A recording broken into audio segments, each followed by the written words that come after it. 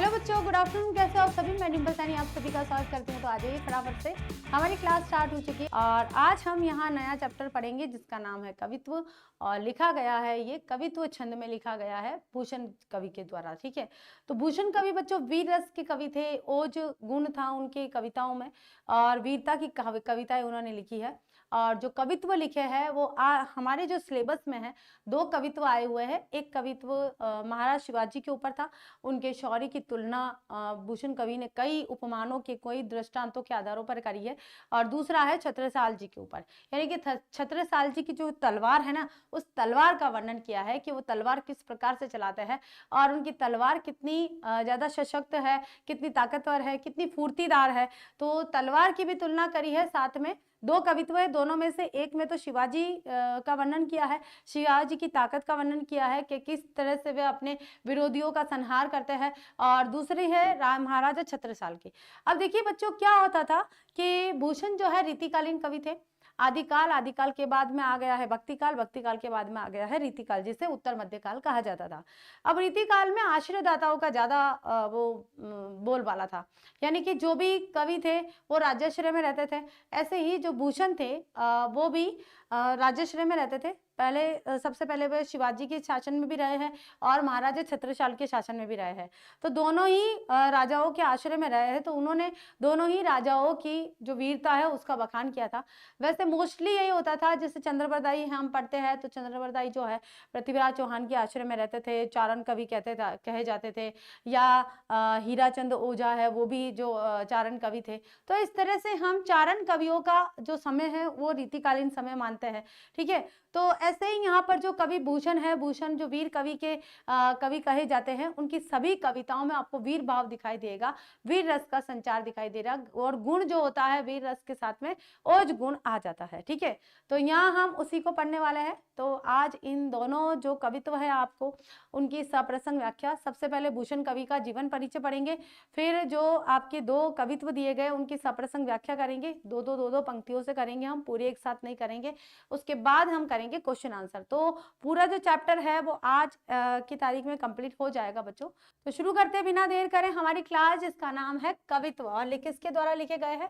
भूषण कवि के द्वारा। तो चलिए सबसे पहले हम भूषण कवि का जीवन परिचय पढ़ने वाले हैं। क्या पढ़ने वाले हैं? जीवन परिचय। ये बोर्ड की है ना, यही प्रॉब्लम है बार बार। जीवन परिचय, ठीक है, किसका? भूषण कवि का। तो जन्म हुआ था बच्चों 1613 ईस्वी में और निधन हुआ था इनका 1715 ईस्वी में। 1613 ईस्वी में इनका जन्म हुआ था और 1715 ईस्वी में इनका निधन हुआ था, है ना। तो काफी उम्र दराज हुए थे ये। 1713 भी मान लो तो 100 वर्ष तो यही हो गए। 102 वर्ष उनकी उम्र थी। इनकी आयु कितनी थी? जो आयु है वो कितनी हो गई है? 102 वर्ष ये जीवित रहे थे। क्या है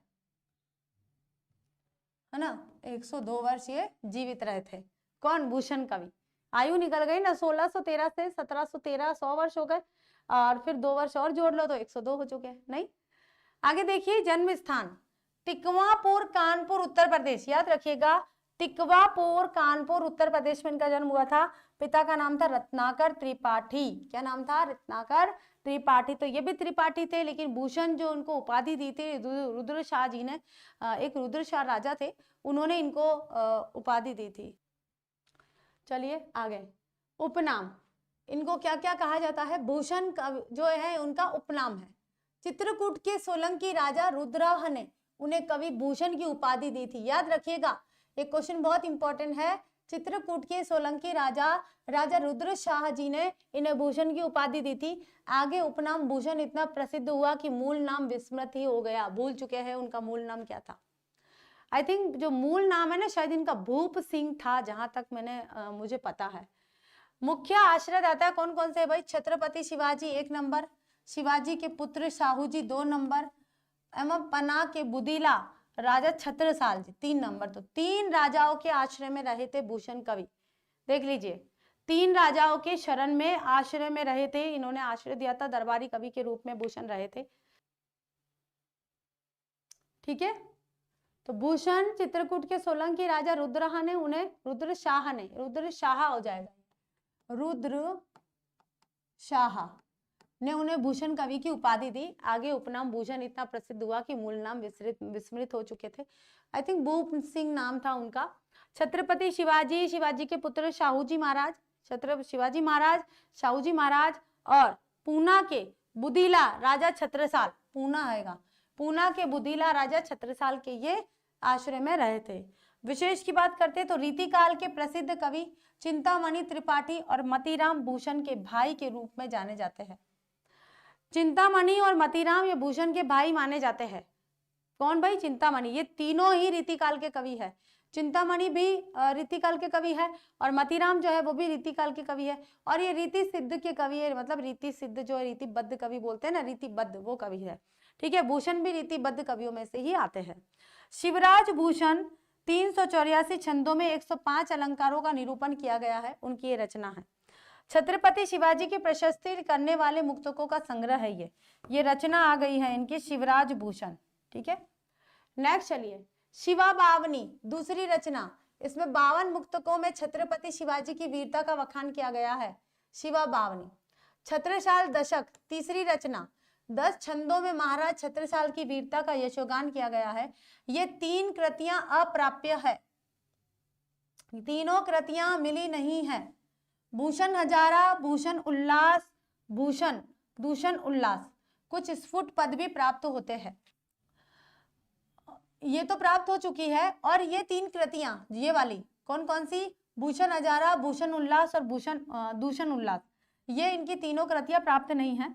भूषण हिंदी कविता में रीतिकाल के प्रसिद्ध कवि है जिनका हिंदी जनता में बहुत सम्मान है। वे जातीय स्वाभिमान और आत्मगौरव, शौर्य, पराक्रम के कवि माने जाते हैं। तो भाई कौन से काल के कवि माने जाते हैं? रीतिकाल के कवि माने जाते हैं। और इनको जो भूषण जो उपनाम है वो किन्होंने दिया था? तो किन्होंने दिया था? सोलंकी राजा रुद्र शाह ने दिया था। ठीक है, ये याद रखिएगा आपको कि जो भूषण उपनाम है वो संज्ञा उनको किसने दी थी। और पिता का नाम क्या था? रत्नाकर त्रिपाठी। किस युग के कवि थे ये? रीतिकाल के कवि थे। जन्म कब हुआ था? 1613 में। मृत्यु कब हुई थी? 1715 ईस्वी में। ठीक है, हो गई।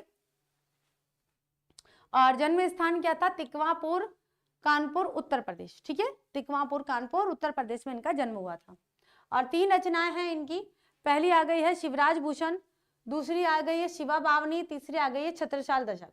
शिवराज भूषण में 384 छंदों में 105 अलंकारों का प्रयोग किया गया है जिसपे शिवाजी महाराज का यशोगान किया गया है। शिवा बावनी में भी 52 मुक्तकों में छत्रपति शिवाजी की वीरता का बखान किया गया है। छत्रसाल दशक में 10 छंदों में महाराज छत्रसाल की वीरता का बखान किया गया है। ठीक है, ये तो प्राप्त हो गई है, लेकिन भूषण हजारा, भूषण उल्लास और दूषण उल्लास जो कृतियां उनको प्राप्त नहीं हुई है। आगे चले बच्चों। ओके, स्वभावतः मध्यकालीन काव्य को ऐतिहासिक तथ्यों के प्रकाश में ही देखना परखना होगा। आज की धर्म और संप्रदाय निरपेक्ष जनतांत्रिक दृष्टि से उसकी मूल्यवता की पड़ताल और पहचान करनी होगी। महाराणा प्रताप, छत्रपति शिवाजी या छत्रसाल ऐसे इतिहास प्रसिद्ध व्यक्ति अपने कार्यों से अपने युगों में ही लोकनायक बन चुके थे। जननायक की उनकी ऐतिहासिक छवि आज भी जनमानस में अक्षुण्ण रूप से प्रतिष्ठित है। चाहे आप महाराज शिवाजी की बात करें तो महाराज शिवाजी आज भी महाराज ही है और पूजनीय है। महाराणा प्रताप भी पूजनीय है। जैसे महाराष्ट्र में शिवाजी महाराज को पूजा जाता है, पूरे इंडिया में ही पूजा जाता है, वैसे ही राजस्थान और पूरे इंडिया में महाराणा प्रताप को भी पूजा जाता है। जो महाराज छत्रसाल थे वे भी काफी ताकतवर थे। वे भी जैसे ये जो मुगल थे उन लोगों से लोहा लेते थे और उन लोगों के विरोध में कार्य करते थे। तो मुगल जो थे, मतलब पहले अंग्रेजों के पहले जो हमारे देश के राजा महाराजा थे वो मुगलों से द्वंद्व युद्ध करते रहते थे, मुगलों से उनका युद्ध चलता था। जैसे ही अंग्रेज आए, अंग्रेज आने के बाद में ये जो मुगल थे इन्होंने फूट डालो और शासन करो की नीति अपनाई, इन्होंने भेद बनाए और ये घर के भेदिए बने। इस तरह से इन्होंने जो हमारे देशी राजा थे उनका जो वर्चस्व है वो समाप्त कर दिया और अंग्रेजी सेना के पास क्योंकि अत्याधुनिक संसाधन थे लड़ने के लिए, आधुनिक मशीन गने थी, इस कारण से वे हम पर जीत कायम कर पाए थे। और फिर जो मुस्लिम यानी मुगल और हिंदू दोनों ही इस अंग्रेजी सरकार के चंगुल में आ चुके थे। ठीक है, स्वभावतः इनकी विरुद्ध वालियां, प्रशस्तियां और इनके निर्माता, कवि, लेखक जनता के बीच उसी तरह प्रतिष्ठित है। आज भी लोग उसी तरह उनकी कृतियों से प्रेरणा ग्रहण करते हैं भूषण ऐसे ही एक लोक प्रेरक महान कवि माने जाते हैं। ठीक है, रीतिकाल में, एक मिनट थोड़ा सा मुझे खिसकाना पड़ेगा इसको।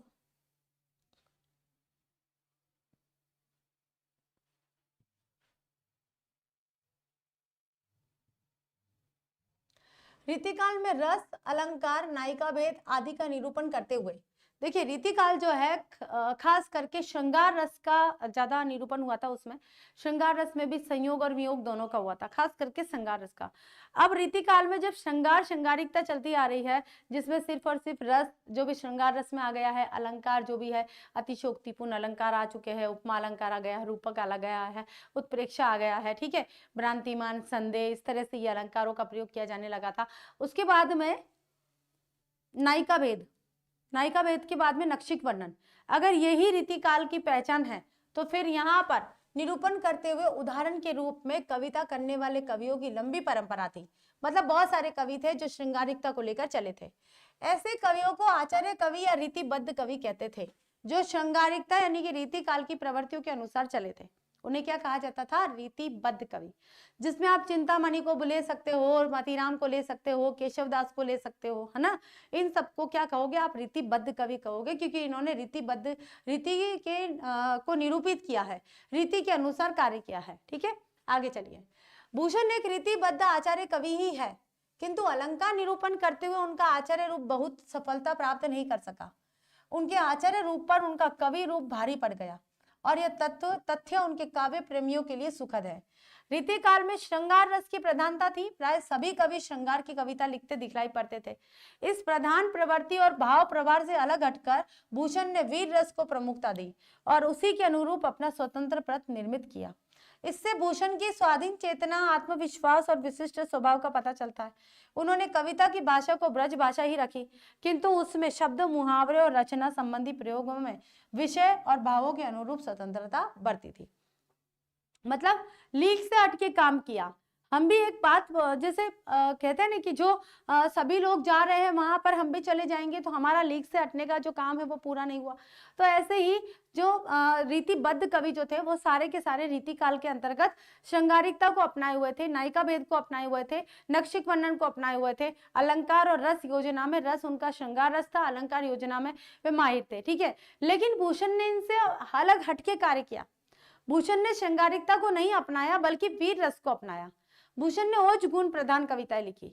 भूषण में जो कहा जाता है ना, जैसे वो आचार्य बनना चाह रहे थे। अगर भूषण श्रृंगारिकता के कवि बनते तो हो सकता था वे आचार्य पद ग्रहण कर सकते थे, लेकिन आचार्य पद ग्रहण करने की उनको कोई अभिलाषा नहीं थी। उनमें सीधा सीधा उनका खुद का स्वतंत्र मुक्ति पद आया, मतलब मुक्तक छंद उन्होंने लिखे थे। और यहाँ पर भाषा जो उन्होंने ब्रज भाषा प्रयोग करी थी, जो सर्वसाधारण को आसानी से समझ में आ जाती थी। यहाँ भूषण के दोनों प्रिय नायकों छत्रपति शिवाजी और छत्रसाल से संबंधित दो कवित्व दिए जा रहे हैं, जिनमें उनके शौर्य का ओजस्वी बखान है। भूषण रीतिवादी वीर काव्य परंपरा से अलग हटकर प्रभावशाली कविता रच सकते हैं। इसका कारण यह है कि यह अपने समय के लोक जीवन से कटे हुए नहीं थे। उनके सामने अनेक प्रकार के राजा और सामंत थे। इनमें वह शिवाजी की विशेषता पहचान सके थे। इसके सिवा उनके सामने कोई रैयत भी नहीं थी, मतलब और कोई तरीका भी नहीं था। करी गई रैयत के मन की सकसक सब, मिटी गई उसक तमाम तुर्कानी की। रैयत के मन की कसक का उन्हें पता था।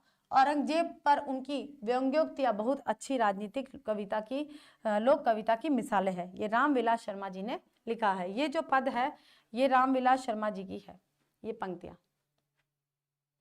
तो जन्म आपको, जो जीवन परिचय आपको याद हो गया है। 1615 ईस्वी में उनका जन्म हुआ था, 1613 में, और 1715 ईस्वी में उनकी मृत्यु हुई थी। पिता का नाम रत्नाकर त्रिपाठी था। उनको भूषण या और भी अनेक नामों से जाना जाता था। भूषण जो उपाधि है उनको सोलंकी महाराज रुद्र शाह ने दी थी और रुद्र शाह के द्वारा भूषण उपनाम दिया गया। उसके बाद इतना चर्चित हुआ, उतना प्रसिद्ध हुआ कि उनका मूल नाम पूरी तरह से भूले जा चुके हैं। तो भूषण कवि का मूल नाम पता ही नहीं है क्या नाम है। ठीक है, तो ये है उनका। और उनकी 3 प्रकार की रचना है। शिवराज भूषण, उसमें 384 छंद है, 105 अलंकार है। छत्रसाल दशक, उसमें 10 मुक्तकों की रचना है। और शिवा बावनी, उसमें 52 छंदों का प्रयोग उन्होंने किया है। ठीक है, तो 3 प्रकार की रचना उपलब्ध हो पाई है। बाकी हो जाएगा, रीतिकालीन का कवि थे ये, वीर रस और ओज गुण के कवि थे ये, हो जाएगा ना बच्चों सारा। ओके, चलिए अब यहाँ करते हैं हम पहला कवित्व। ठीक है, तो बच्चों ये जो पहला कवित्व है ये 8 पंक्तियों का कवित्व है और पूरा का पूरा शिवाजी को रिप्रेजेंट है, शिवाजी को समर्पित है। ठीक है, पहला कवित्व शिवाजी को समर्पित है। हम यहाँ लिख लेते हैं शिवाजी को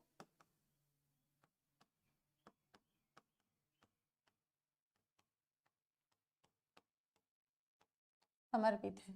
ठीक है,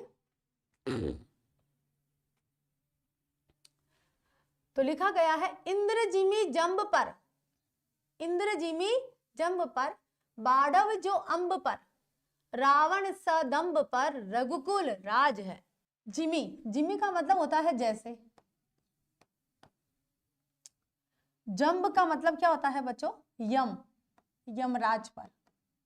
ठीक है, बाड़व, बाड़व किसे बोलते हैं बच्चों, जो बड़वाग्नि होती है ना, बड़वाग्नि किसे बोलते हैं, जो समुद्र की आग। ठीक है, बाड़व यानी बड़वाग्नि, समुद्र की आग, समुद्र की आग। अंब, अंब का मतलब होता है पानी, जो यानी जैसे। रावण सदंब, या दंब का मतलब होता है घमंड से भरे, घमंड से भरे। ठीक है, कि जिस प्रकार से इंद्र का या शिवाजी का यशोगान किया जा रहा है, कि शिवाजी की तुलना किससे की गई है, कि जिस प्रकार से इंद्र का, जिस प्रकार से इंद्र का यमराज पर, समुद्र की आग का पानी पर, कि जिस प्रकार से इंद्र का यमराज पर राज है, समुद्र के पानी का, समुद्र की आग का पानी पर राज है, और श्री रघुकुल, रघुकुल राज यानी कि श्री रामचंद्र जी का घमंड से भरे रावण पर राज है। जिस प्रकार से मात दे देते हैं, कि इंद्र जिस प्रकार से यमराज को मात दे देते हैं, जिस प्रकार से हरा देते हैं, समुद्र की आग जिस प्रकार से पानी को हरा देती है, और पानी है फिर भी समुद्र में आग लग जाती है, तो एक तरह से पानी को हरा दिया ना।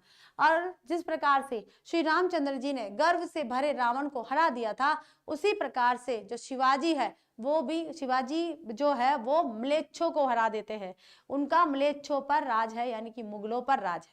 ठीक है, तो प्रस्तुत पंक्तियां हमारी पाठ्य पुस्तक दिगंत भाग 2 के भूषण कवि की कवित्व से संकलित है। इसमें कवि भूषण द्वारा शिवाजी के शौर्य का बखान किया गया है। और मैं लिख देती हूं कि यही संदर्भ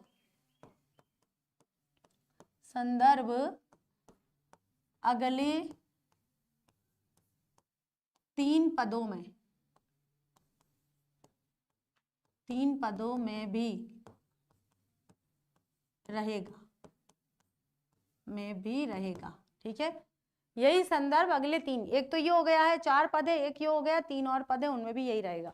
ठीक है, तो व्याख्या आ जाएगी कि प्रस्तुत पंक्तियों में कवि भूषण शिवाजी के शौर्य का बखान करते हुए कहते हैं कि शिवाजी का म्लेच्छ पर उसी प्रकार राज है, म्लेच्छ यानी कि मुगलों पर, कि शिवाजी का मुगलों पर उसी प्रकार राज है जिस प्रकार से इंद्र का यमराज पर है, समुद्र की अग्नि का पानी पर है, राम का घमंड से भरे रावण पर है।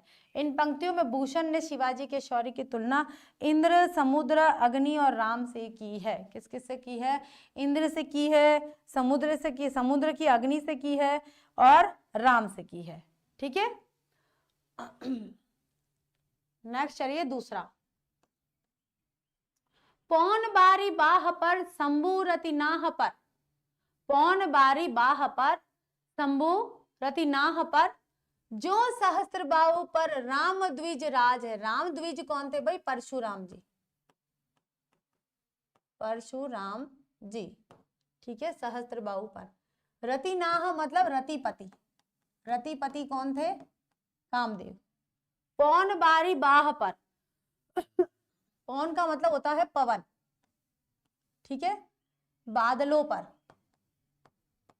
अब ये तुलना ही है, सीधी सीधी तुलना ही है, कि जिस प्रकार से पवन का बादलों पर, शंभु, शंभु कौन हो गए हैं यहाँ, शिव जी, शिव, कि जिस प्रकार से पवन का बादलों पर भगवान शिव का कामदेव पर, रतिपति जो कौन थे भाई, कामदेव पर, और परशुराम जी का सहस्त्र बाहु पर, परशुराम जी का सहस्त्र बाहु एक राजा था, उस पर राज है, उस पर अधिकार है, उस पर ये विजय प्राप्त कर सकते हैं, विजय प्राप्त करे हुए हैं कि पवन बादलों पर विजय प्राप्त कर लेती है, शिवाजी रतिपति पर विजय प्राप्त कर लेते हैं, क्योंकि कामदेव शिवजी, कामदेव जो है वो शिवजी को मंत्र मुग्ध करने आते हैं, लेकिन जो शिवजी है वो ही अपने नेत्रों से, मतलब अपने द्वारा किए गए तरीके से जो कामदेव है उसको भस्म कर देते हैं, ठीक है।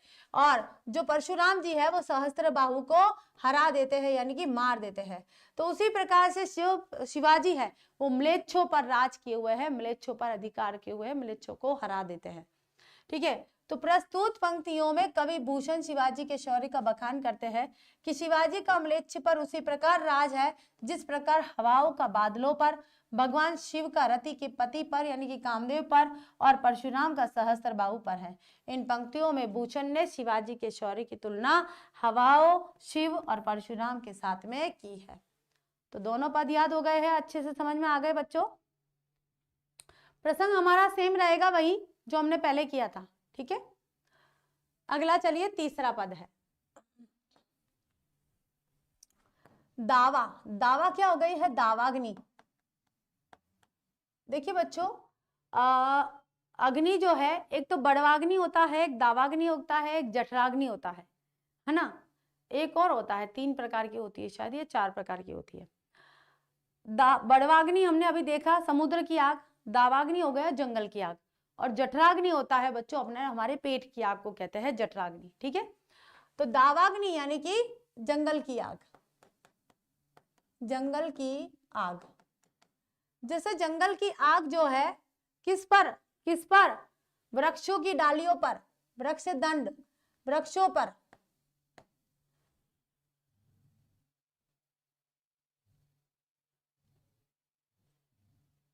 ठीक है। दावाग्नि की आग का वृक्षों पर, चीता का मृग पर, जो चीता होता है वो मृग झुंड यानी हिरणों के झुंड पर, हिरणों के झुंड पर, भूषण वितुंड पर जैसे मृगराज है। और यहां पर भूषण वितुंड पर, भूषण यहां पर सिंह को कहा गया है, वितुंड जो होता है वो हाथी होता है, ठीक है, जैसे मृगराज है, ठीक है। भूषण वितुंड पर, भूषण नहीं, मृगराज यानी सिंह। कि जिस प्रकार से दावाग्नि यानी जंगल की आग का राज जंगल में लगे हुए सारे वृक्ष और उसकी शाखाओं पर होता है, जिस प्रकार से चीता का जो राज है वो हिरण के झुंड पर होता है, और जिस प्रकार से जो एक मृगराज है सिंह का राज हाथी पर होता है, उसी प्रकार से शिवाजी का जो राज है वो म्लेच्छों पर छाया हुआ है। तो यहाँ पर शिवाजी के शौर्य का बखान किया गया है कि शिवाजी का शौर्य किस प्रकार का है, काफी तुलना की गई है।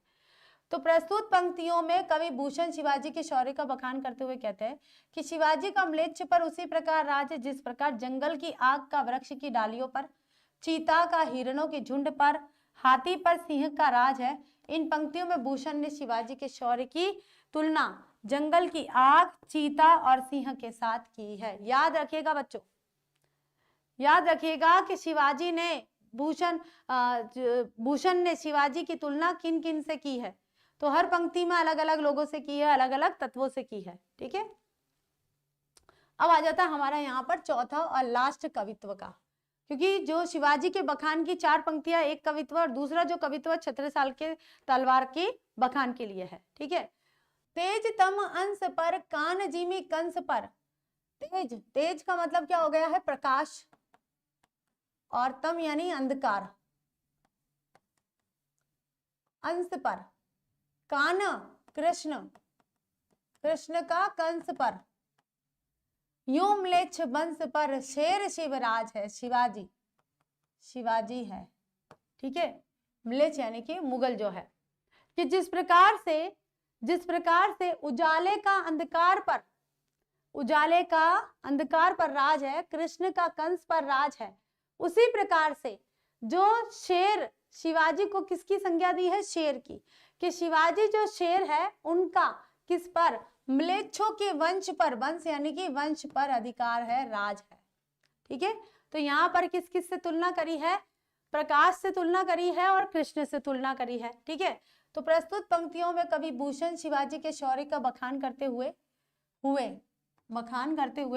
कहते हैं कि शिवाजी का म्लेच्छ पर उसी प्रकार राज है जिस प्रकार उजाले का अंधेरे पर है और कृष्ण का कंस पर है। इन पंक्तियों में भूषण ने शिवाजी के शौर्य की तुलना उजाले से और कृष्ण के साथ में की है। तो कुल मिला के जो तुलना की है, शिवाजी की तुलना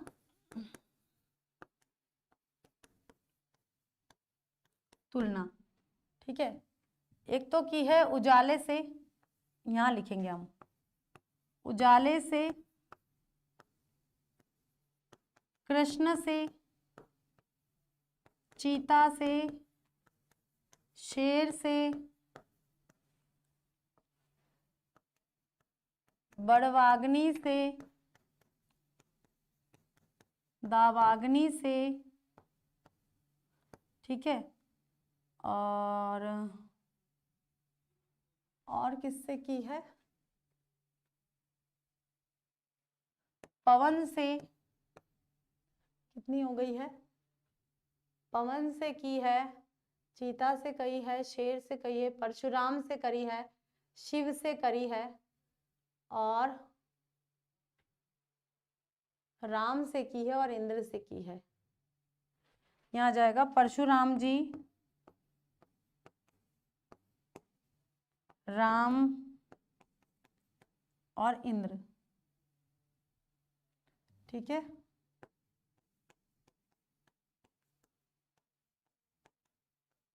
ठीक है, मैंने एक साथ लिख दिया है, एग्जाम में आता है तो आप इनमें से लिख सकते हो।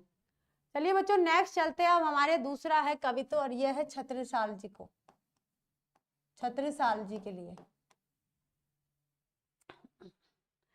निकसत म्यान, निकसत यानी निकलना, निकलना, म्यान ते मयूखे प्रलय भानु कैसी, मिरने, मयूखे यानी किरणें, कोड है ना बहुत ज्यादा हैंग होता, बहुत ही ज्यादा। किरणें, प्रलय भानु यानी कि सूर्य की प्रलयंकारी, प्रलयंकारी, एक मिनट है ना, प्रलयंकारी किरणें कैसी, फारे तम तोम से गयंद के जाल को, गयंद का मतलब होता है हाथी, हाथी के झुंड। ठीक है, तम तोह, तम यानी कि अंधकार, अंधकार। तो यहां देखिए, निकसत म्यानते मयू के प्रलय भानु कैसी, फारे तम तोम से गयंद के जाल को। अब यहाँ पर जो भूषण कवि है वो महाराज शिवाजी की तलवार का बखान कर रहे हैं, तलवार के बारे में कह रहे हैं। वो कह रहे हैं कि म्यान से कैसे निकली, जैसे ही उसको म्यान से निकाला और निकलते ही उसकी जो किरणें हैं चारों तरफ ऐसी फैलने लगी जैसे सूर्य की प्रलयंकारी किरणें कैसी होती है, चमचमाती हुई। सूर्य कैसे निकलता है और निकलते ही एकदम तेज प्रलयंकारी किरणें जो दोपहर के समय हमारे ऊपर पड़ती है ना, उस सीन को बताया गया है कि दोपहर के समय कैसी प्रलयंकारी होती है। ऐसी प्रलयंकारी किरणें जो छत्रसाल जी की तलवार में है, छत्रसाल जी की तलवार को निकालते ऐसी प्रलयंकारी, ऐसी तेज किरणें पड़ने लग गई है। ठीक है, यानी कि जैसे ही म्यान से तलवार को निकाला उसकी जो किरणें चारों तरफ फैल गई है। फारे तम तोम से गयंद के जाल को, और ऐसी है कि अपने इस मतलब इस अंधकार रूपी जो समय है उसमें हाथी के लिए कहा गया है, हाथी के बहुवचन, गयंद का मतलब हाथी का बहुवचन होता है, बहुत सारे हाथी, बहुत सारे हाथियों को जैसे उस तलवार, जो तलवार है अपना निशाना बना रही है। ठीक है, तो प्रस्तुत कविता भूषण द्वारा रचित, इसमें छत्रसाल की वीरता का वर्णन किया गया है। तो प्रस्तुत पंक्तियां कविवर भूषण द्वारा रचित कवित्व शीर्षक पाठ से अवतरित है, जिनमें कवि भूषण ने छत्रसाल की वीरता, धीरता और पौरुष का वर्णन किया है। कवि कहते हैं कि छत्रसाल की तलवार म्यान से इस प्रकार निकलती है जैसे प्रलयंकारी सूर्य की किरण, उसकी किरणें निकलती है। गयंद यानी कि हाथियों के जाल को इस प्रकार तितर बितर कर देती है जैसे सूर्य की किरणें अंधेरे को तितर बितर कर देती है। तम तो यानी कि जिस प्रकार से सूर्य की किरणें अंधकार को फाड़ देती है। फाड़े का मतलब होता है फाड़ना। जिस प्रकार सूर्य की किरणें अंधकार को फाड़ देती है, उसी प्रकार से छत्रसाल जी की जो तलवार है वो हाथियों के झुंड को काट रही है। अंधकार को जिस प्रकार से सूर्य की किरणें काट देती है, वैसे छत्रसाल की जो तलवार है वो हाथियों के झुंड को काट रही है। तो सीधी सीधी बात है कि यहाँ पर छत्रसाल जी की तलवार का बखान किया गया है। अगला देखिए आ जाता है दूसरा, और हमारा जो प्रसंग बच्चों रहेगा वो यही रहेगा, यही प्रसंग अगले 3 पदों में रहेगा।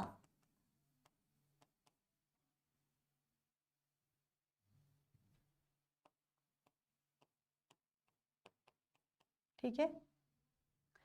लागती लपकी कंठ बैरिन की नागनी सी, रुद्र ही रिझावे दे दे मुंडन की माल को। कि लागती लगती है, लगती है, लपकी कंठ बैरिन, बैरिन यानी कि दुश्मन, दुश्मन के, कंठ यानी गले में, गले में, नागिन, नागिन सी, नागिन सी मतलब जो 36 साल की तलवार जब चलती है तो ऐसा लगता है कि दुश्मन के गले में कोई नाग की माला बन गई है, नाग की माला की तरह लपेट जाती है। तलवार की बहुत अतिशोक्तिपूर्ण वर्णन किया गया है। कवि तो छंद है, लेकिन अलंकार की बात करते तो अतिशोक्ति अलंकार आएगा बच्चों। क्यों? क्योंकि देखिए, क्योंकि जब छत्रसाल तलवार चला रहे हैं तो तलवार चलाते चलाते वो दुश्मन के ऊपर जब वार करते हैं तो उनकी गर्दन को काटने की कोशिश कर रहे हैं, तो ऐसा लगता है कि जैसे दुश्मन के गले में वो नागिन की भांति लिपट जाती है। छत्रसाल की तलवार दुश्मन के गले में नागिन की भांति लिपट जाती है। तो तलवार कोई फ्लेक्सिबल वस्तु थोड़ी ना है जो लपक जाएगी, लेकिन ऐसा कहा है कि वो नागिन सी भांति लपक जाती है और ऐसी प्रतीत होती है। रुद्र ही रिजावे, रुद्र ही का मतलब क्या है भाई? शिव, भगवान शिव। भगवान शिव को प्रसन्न करने के लिए, प्रसन्न करने के लिए दे दे मुंडन की माल, मुंडों की माल। ऐसे कहते हैं कि भगवान शिव को है ना मुंडों की, दुश्मनों की मुंडों की माला बहुत पसंद है। तो ऐसे छत्रसाल जो है वो अपनी तलवार के माध्यम से दुश्मनों के गलों को काट के, गर्दनों को काट के नागिन की भांति लिपट जाती है और फिर दुश्मनों के गलों को काट देती है। और ऐसा लगता है शिवजी को रिझाने के लिए, शिवजी को प्रसन्न करने के लिए उनको मुंडों की माला अर्पित कर रहे हैं। ठीक है, तो प्रसंग हमारा सेम रहेगा। प्रस्तुत पंक्तियां कवि भूषण द्वारा रचित कवित्व शीर्षक पाठ से अवतरित है, जिनमें कवि भूषण ने 36 साल की वीरता, धीरता, पौरुष का वर्णन किया है। कवि भूषण कहते हैं कि हे राजन, आपकी तलवार शत्रुओं के गर्दन से नागिन की तरह लिपट जाती है और रुद्र यानी कि शिव को प्रसन्न करने के लिए उन्हें मुंडों की माला अर्पित कर रही है, ऐसा प्रतीत हो रहा है। चलिए नेक्स्ट, तीसरा। लाल क्षितिपाल छत्रसाल, लाल क्षितिपाल छत्रसाल महाबाल बली, महाबाहुबली, महाबली या कहेंगे हम महाबली। कहाँ लो बखान करो तेरी करवाल को, करवाल यानी कि तलवार का। अब कवि सीधी सीधी बात कह रहे हैं कि हे छत्रसाल महाराज, हे क्षितिपाल छत्रसाल महाराज, मैं आपकी तलवार की बखान का मतलब आपकी तलवार की जो शौर्य है उसका कहाँ कहाँ तक बखान करूं, मतलब मेरे बखान से भी ज्यादा शौर्यशाली ये लगती है। ठीक है, कि प्रस्तुत पंक्तियां कविवर भूषण द्वारा रचित कवित्व शीर्षक पाठ से अवतरित है, जिनमें कवि भूषण ने 36 साल की वीरता, धीरता, पौरुष का वर्णन किया है। कवि कहते हैं कि हे बलिष्ठ और विशाल भुजा वाले, क्या बोला है? हे क्षितिपाल छत्रसाल महाबाहुबली, बलिष्ठ और विशाल भुजा वाले, बलिष्ठ, बलि यानी बलिष्ठ और महाबली, विशाल भुजा वाले छत्रसाल महाराज, मैं आपकी तलवार का कहां तक बखान करूं। आपकी तलवार अत्यंत प्रलंकारी है जो शत्रुओं के समूह को नष्ट कर रही है। ठीक है, अब आता है हमारा चौथा। प्रतिभट कटक कटीले केते काटी काटी, काली कासी किलकी कलेऊ देती काल को। प्रतिभट का मतलब होता है यहाँ पर योद्धा। ठीक है, कटक, कटीले, काटी का मतलब काटना, कटक यानी कि समूह, और ये हो गया काटने वाले, काटने वाले, केते कितने ही, कितने ही, कालिका यानी कि काली माँ। किलकी, कलेऊ, कलेऊ का मतलब होता है नाश्ता। देती काल को यानी समय को। काल एक तरह के लिए समय भी आता है और एक आता है मतलब जो दुश्मन आता है, दुश्मन, दुश्मन, ठीक है। कि यहाँ पर जो शिवाजी है, सॉरी कवि भूषण कवि है, वो छत्रसाल की जो तलवार है उसका बखान करते हुए कह रहे हैं कि हर एक योद्धा का समूह, मतलब आपकी तलवार इतनी सशक्त है कि हर एक योद्धा के समूह को काटती हुई जा रही है, कितने ही योद्धाओं के समूह को काटती हुई जा रही है। और हर एक पल पल कालिका सी किलकी, जो कालिका जो माँ है, काली माँ है, देवी है, उसको कलेऊ देती काल को, और इस दुश्मन रूपी जो नाश्ता है वो उनको अर्पित करती हुई चली जा रही है।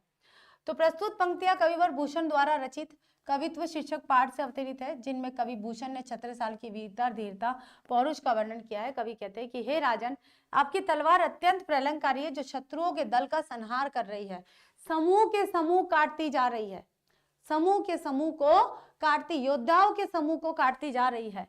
और ऐसा प्रतीत होता है जैसे काली को प्रसन्न करने के लिए प्रसाद दे रही हो, काली को प्रसन्न करने के लिए दुश्मन रूपी प्रसाद दे रही हो, ऐसा प्रतीत, ऐसा लग रहा है हमें। तो चलिए बच्चों, अब करते हैं यहाँ हमारे प्रश्नोत्तर। ज्यादा समय नहीं बचा हुआ है, थोड़ा सा समय है। तो भूषण किस काल के कवि माने जाते हैं? मैं आपसे क्वेश्चन नहीं पूछ सकती हूँ क्योंकि इतना समय मेरे पास नहीं है।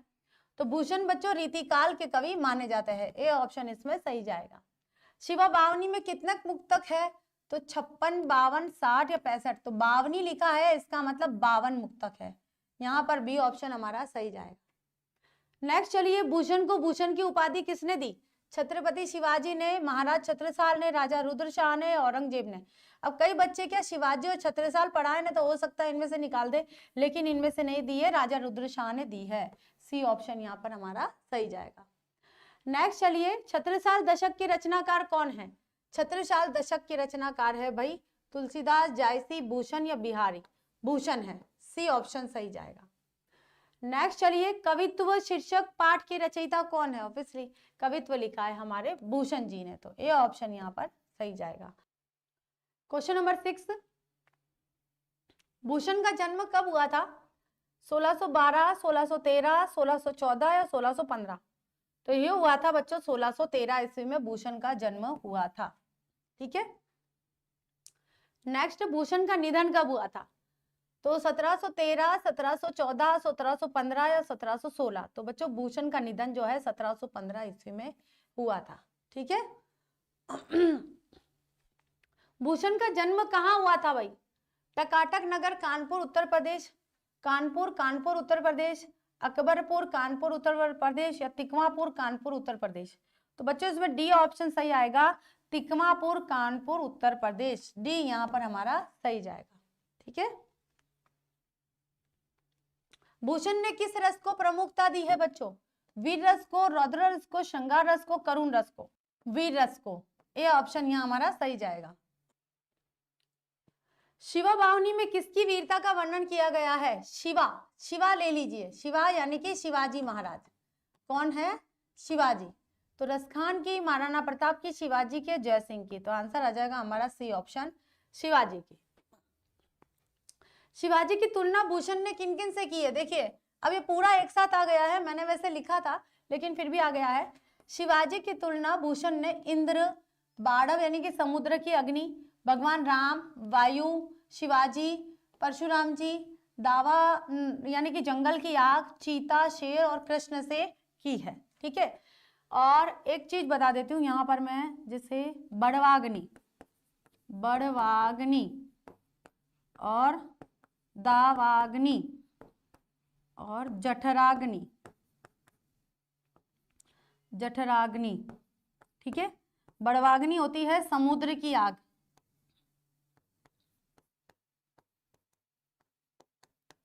और दावाग्नि होती है जंगल की आग, और जठराग्नि होती है पेट की आग। पेट की आग का मतलब बच्चों क्या होता है बताऊं? भूख। बस पेट की आग क्या होती है? भूख ही होती है। नेक्स्ट चलिए, शिवाजी जी की तुलना भूषण ने मृगराज से क्यों की है? तो जिस प्रकार जंगल का राजा सिंह होता है और उसी प्रकार शिवाजी का भी राज इन म्लेच्छ पर यानी अंग्रेजों पर है। म्लेच्छ अंग्रेज नहीं, अंग्रेजों पर था, साथ में अंग्रेजों के साथ में मुगलों पर था। म्लेच्छ किसे कहा गया है? मुगलों को कहा गया है। उनकी वीरता पराक्रम, यहाँ आ जाएगा पराक्रम, पराक्रम, बल और राज करने की क्षमता को दिखाने के लिए शिवाजी की तुलना भूषण ने मृगराज से की है। क्वेश्चन नंबर 3 आता है, छत्रसाल की तलवार कैसी है, वर्णन कीजिए। छत्रसाल की तलवार सूर्य की प्रलंबकारी किरणों के समान है, जो अंधकार को काटती हुई शत्रु के गर्दन पर नागिन की तरह चलती है। छत्रसाल की तलवार जब चलती है तो ऐसा लगता है वो काल की देवी माँ काली को प्रसन्न करने के लिए कलेवा दे रही है, नाश्ता दे रही है। भूषण रीतिकाल के किस काव्य धारा के कवि है? वे अन्य रीतिकालीन कवियों से कैसे विशिष्ट है? तो भूषण रीतिकाल के रीति मुक्त काव्य धारा के कवि है। भूषण रीतिकालीन कवियों से अलग या विशिष्ट इस संदर्भ में है कि उन्होंने रीतिकालीन कविता को रीतिकालीन कविता जो श्रृंगारिक होती है उससे अलग हटकर वीर काव्यों की रचना की है। बच्चों रीति मुक्त नहीं है, रीतिबद्ध है, ठीक है। क्वेश्चन नंबर 5, भूषण की प्रमुख कृतियों का उल्लेख कीजिए। तो भूषण की कृति है पहली शिवराज भूषण, इसमें 384 छंद और 105 अलंकार है। दूसरी है उनकी यहाँ पर, उसमें निरूपण, अलंकारों का निरूपण है। छत्रपति शिवाजी की प्रशस्ति करने वाले मुक्तकों का संग्रह है, उत्कृष्ट काव्य ग्रंथ है ये। दूसरी है यहाँ पर शिवा बावनी, 52 मुक्तकों में शिवाजी की वीरता का बखान किया गया है। और तीसरी है उनकी छत्रसाल दशक, जिसमें 10 छंदों में छत्रसाल की वीरता का यशोगान है। अप्राप्य भूषण हजारा, भूषण उल्लास और दूषण उल्लास कुछ स्फुट पद जो है अप्राप्य है, जो प्राप्त नहीं हो पाए हैं। भूषण हिंदी कविता में रीतिकाल के किस धारा के कवि है? इनका हिंदी जनता में बहुत सम्मान का कारण क्या है? तो ये रीतिकाल के रीति मुक्त धारा नहीं हो जाएगी, रीति मुक्त ही लिखा हुआ, रीति मुक्त धारा के कवि है। ये हिंदी साहित्य में जातीय स्वाभिमान, आत्मक गौरव, शौर्य और पराक्रम के कवि है। किसके है भाई? यहाँ से हिंदी साहित्य में जातीय स्वाभिमान, आत्मक गौरव, शौर्य, पराक्रम के कवि है। वीर रस के इस महान कवि ने फड़कती हुई मुक्तक शैली में छत्रपति शिवाजी और बुंदेलवीर राजा छत्रसाल की वास्तविकता पर आधारित विरुदावलियां गाई है और इसी कारण ये हिंदी जनता में सम्मान है। भूषण के प्रमुख आश्रयदाताओं की चर्चा करते हुए भूषण की व्यक्तित्व पर प्रकाश डालिए। भूषण हिंदी साहित्य के वीर रस के प्रसिद्ध कवि है। उन्होंने छत्रपति शिवाजी और पन्ना के वीर बुंदेला राजा छत्रसाल के आश्रय में रहकर विरोचित भाव से पूर्ण काव्य रचना की है। भूषण का हृदय उदार और राष्ट्रीयता से ओतप्रोत था। उनके काव्य के नायक 2 महापुरुष छत्रपति शिवाजी, छत्रसाल जी थे। भूषण हिंदी के वीर रस के कवि थे और इनकी कविताओं में जातीय स्वाभिमान, आत्मगौरव, शौर्य और पराक्रम का दर्शन होता है। आचार्य कवि या रीतिबद्ध कवि किसे कहते हैं? हिंदी साहित्य के रीति काल में रस अलंकार नायिका भेद, ठीक है, रस अलंकार नायिका भेद आदि का निरूपण करते हुए उदाहरण के रूप में कविता करने वाले कवियों को एक लंबी परंपरा थी और ऐसे कवियों को आचार्य कवि या रीतिबद्ध कवि कहते थे। भूषण भी एक रीतिबद्ध कवि ही थे, किंतु अलंकार निरूपण करते हुए आचार्य रूप पर कवि का रूप भारी पड़ गया, यानी कि आचार्य निरूपण नहीं कर पाए, ये नायिका भेद नहीं कर पाए। वे प्रधान प्रवृत्ति भाव प्रवार से अलग हटकर वीर रस की कविताएं लिखने के लगे और वे स्वतंत्र पथ की ओर अग्रसर हो गए। तो वैसे देखा जाए तो भूषण रीतिबद्ध कवि ही है, रीतिबद्ध के समय के ही कवि है, लेकिन उनकी जो रचनाएं हैं वो रीति मुक्त रचनाएं कहलाएगी, ठीक है। भूषण ने अपने काव्य में किस रस की प्रधानता दी और क्यों? तो भूषण हिंदी रीति काल के रीति मुक्त काव्य के प्रखर कवि थे। इन्होंने अलंकार निरूपण तो किया, किंतु प्रधान प्रवृत्ति और भाव प्रवार से अलग हटकर स्वतंत्र पद का निर्माण करते हुए वीर रस की कविताएं लिखी, बिल्कुल स्वतंत्र तरीके से, ठीक है। और इस कारण उन्होंने श्रृंगारिक कविताएं लिखकर ओजपूर्ण शैली में वीर काव्य की रचना की है। ओज गुण प्रधान थे, ठीक है। तो फाइनली बच्चों आज हमने यहाँ पर हमारा जो चैप्टर है, चैप्टर नंबर 5 भूषण के द्वारा लिखा गया ये जो कवित्व है वो भी पूरे पढ़ लिया है। तो आज हमारा इतना ही कंटेंट रहेगा। तो चलिए आज के लिए इतना ही, फिर विदा लेते हैं और कल फिर मिलते हैं। थैंक यू सो मच बच्चों।